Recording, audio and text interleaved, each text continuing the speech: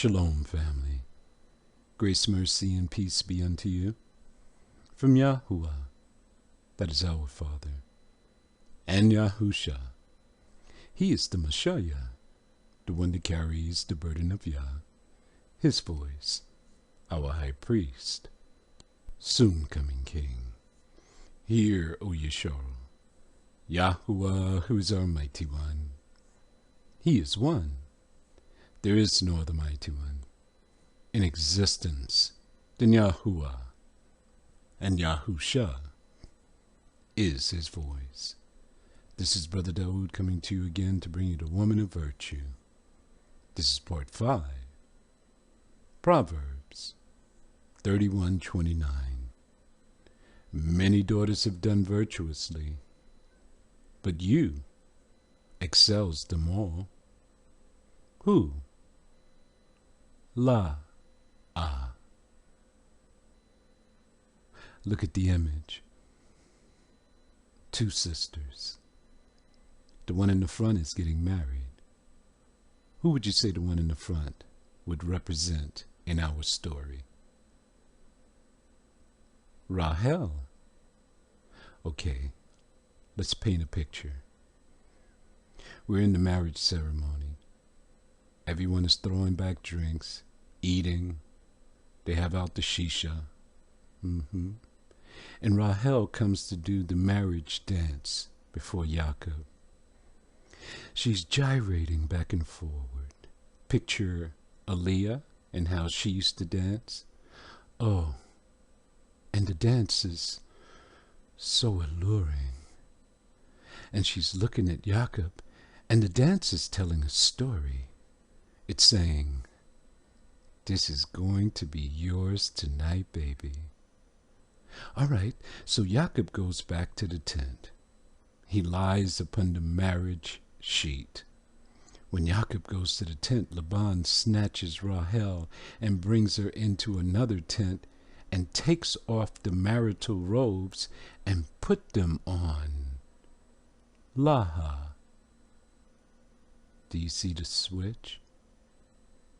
And then brings La'ah to Jacob. Do you see it? The same thing happened with Jacob. He put on his brother's robes, brought a feast, sat down with his father, and posed to be Esau. Now the same thing that he pulled off with his father has happened to him. As a man soweth, so shall he also reap. Let's begin. 27. Fulfill her week, and we will give you this also for the service, Rahel, which you shall serve with me yet 7 other years. The plot unfolds. 28. And Jacob did so and fulfilled her week. And he gave him Rahel his daughter to wife also. 14 years. He has worked now for the one he loves. 29. And Laban gave to Rahel his daughter Bilhah, his handmaid, to be her maid. Bilhah. See the prefix? A shortened form of Baal. They named themselves after the mighty ones in which they served. So they were basically idolaters, pagans. They worshipped false mighty ones. Look how it works. When a woman marries a husbandman, she also marries his mighty ones. She also marries into his family. She belongs to him.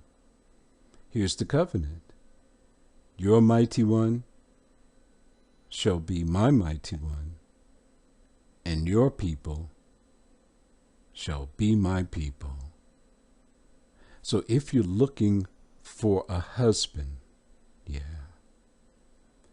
a husbandman, a righteous man, they're one in a million. Who can find a righteous man? Their numbers are so scarce. 30. And he went in also unto Rahel. Excuse me? Where's the ceremony?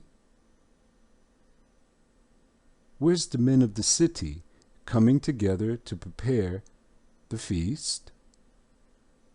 Why is it not mentioned here? Is it necessary for the second wife? Or is it just that Laban has already pulled off the switch? So he said, I'm not spending any more money. Anyway it goes. He went in unto Rahel, and she became his wife. Now listen, this is how marriage is. The ceremony is a part for everyone to see. But once you go into a woman and you take her virginity, men, that is your wife, and you are required to take care of her.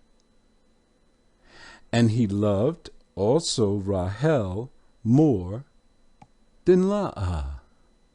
So he did love Laah, just not as much as Rahel, and served with him. Served with who? Laban yet 7 other years. That makes 21 years he served with Laban. But after, he came out with great substance. 31. Enters His Majesty Yahuwah. When he saw that Laah was hated, well, she wasn't hated. It says in verse 30 that Jacob loved Rahel more than Laah, so he did love her. She was cast aside. He opened Laah's womb, but Rahel's womb was left closed. Why did the master of the universe, the creator of all things, take notice of Laah? She did everything right. She was a woman of virtue. She kept it. Even though she was involved in a deception, she honored the wishes of her father. She was obedient. And she went in and gave herself to Jacob like her father told her to do. And there she became the legitimate first wife. Jacob took her virginity. It cannot be returned. The safety seal cannot be put back on. So if Laah, even with her deception, is not the legitimate first wife and privy to all of the rights of the first wife amongst the family members, then Jacob is not the legitimate receiver of the birthright. He is not privy to the rights of leadership over all the children of Abraham. Now do you see why Yahuwah stepped in?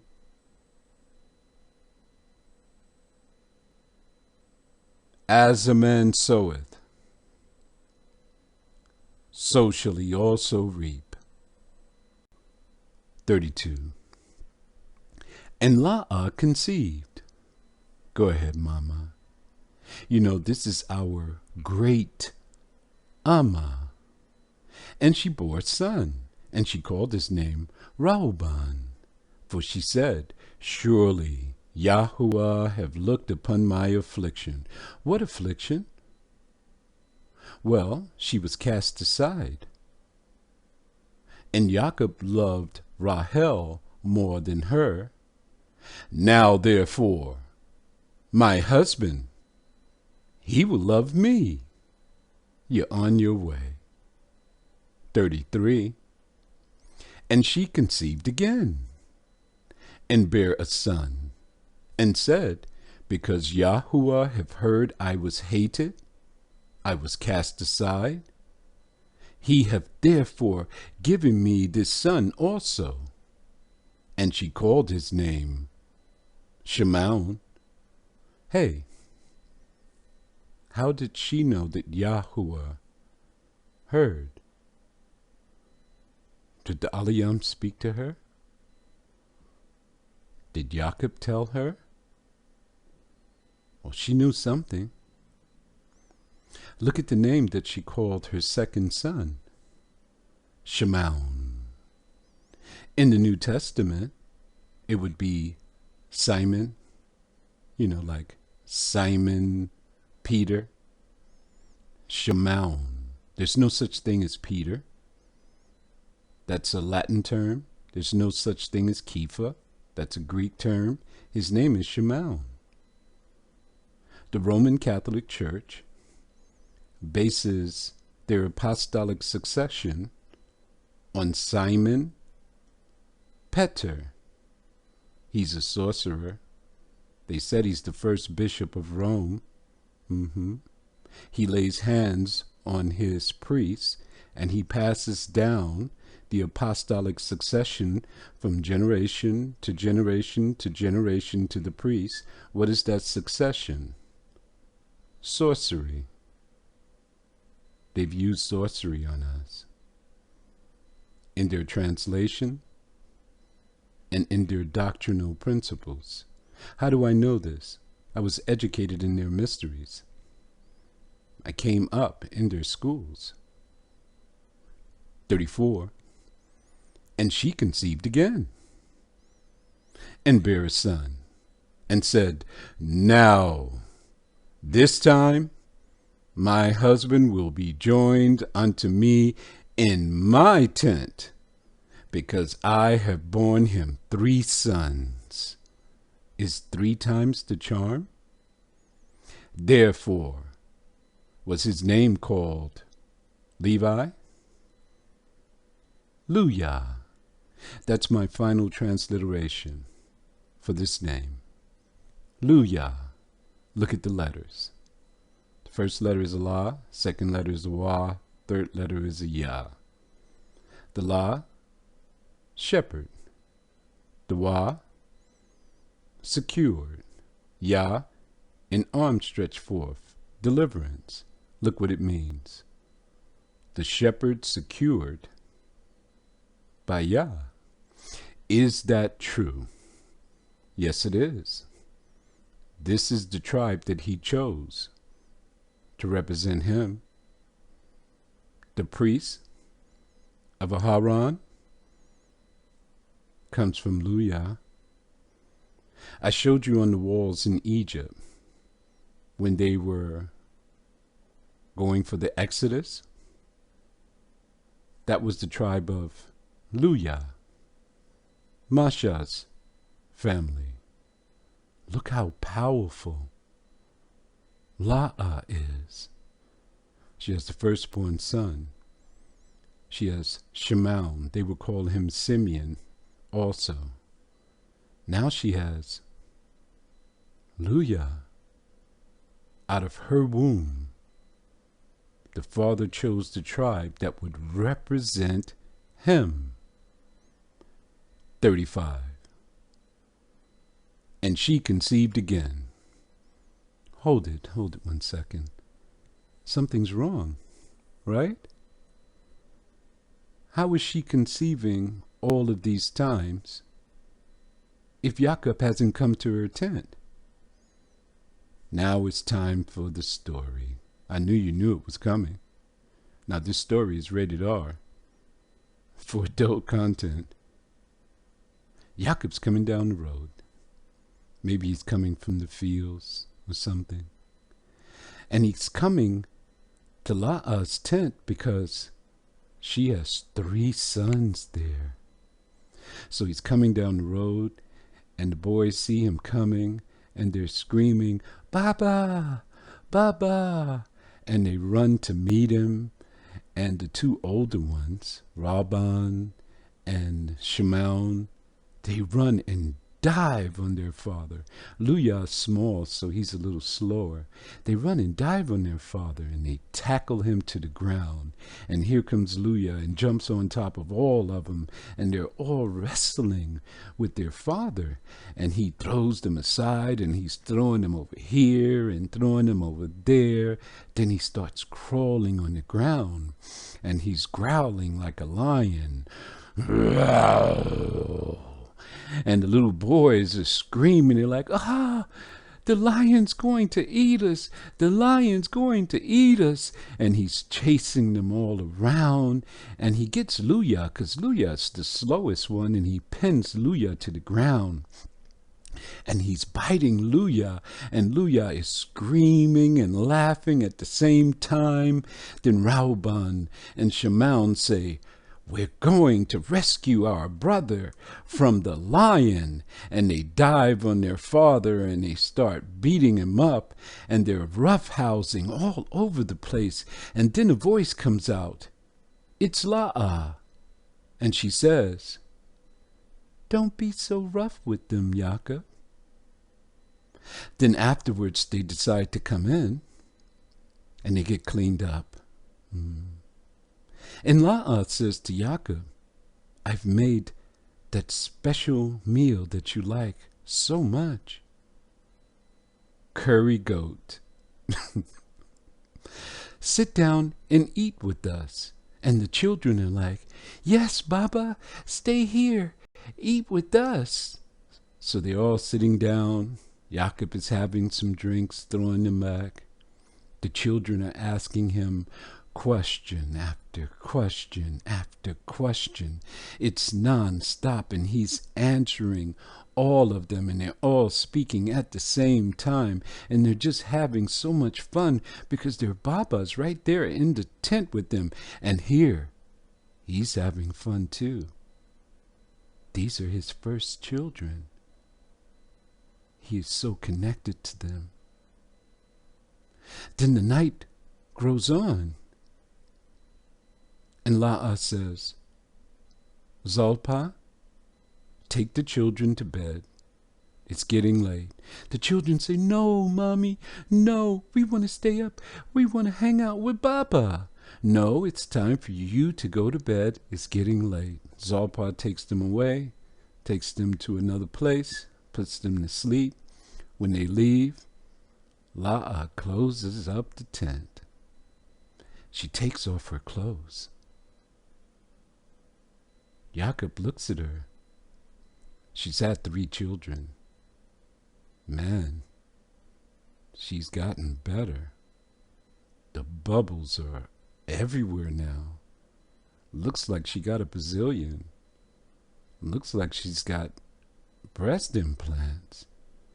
She is so voluptuous. She takes off her hairpiece, and she shakes her hair around. The locks are so long and so beautiful. And she turns to Jacob and she says, "I want to do that special thing that you like so much." And Jacob says, "Uh-oh." So she goes and she starts doing that special thing that Jacob loves. And Jacob is just there. He's just trembling, and he's just having himself a day of extreme pleasure. And La'ah is snatching his soul away. The next thing you know, Jacob says, "The volcano is about to erupt." And La'ah says, hold on now. And she jumps on top and she does a few of those perfect moves. And the next thing you know, she conceived again and bare another son. And she said, now will I praise Yahuwah. Hold it. You're saying that you're going to praise Yahuwah with those same lips after the things that you were doing? Note, in the marriage bed, it is totally undefiled. There's nothing that you can do in the marriage bed that would be against he who is seated upon the throne. He created sex for pleasure between the man and the woman. Who will be judged? Fornicators and adulterers will be judged, but those who are legitimately married, there is no judgment for you. Let me make a proclamation. Enjoy one another. Let not the voices of the unlearned and the unstable take away your joy. Therefore, she called his name Yahudah. Well, we pretty much know what that means. The prefix Yahu, that's the name of Yahuwah. The Da means door, and the Ha means man. Yahuwah is the door of man. A specific man, not just any man. What is his name? Jacob, whose name was changed to Yesharu, and she left bearing. I would think so. This is 4 years back to back. She gave Jacob sons. 4 men. Continued to part 6. It's going to be rated R for adult content. Shalom.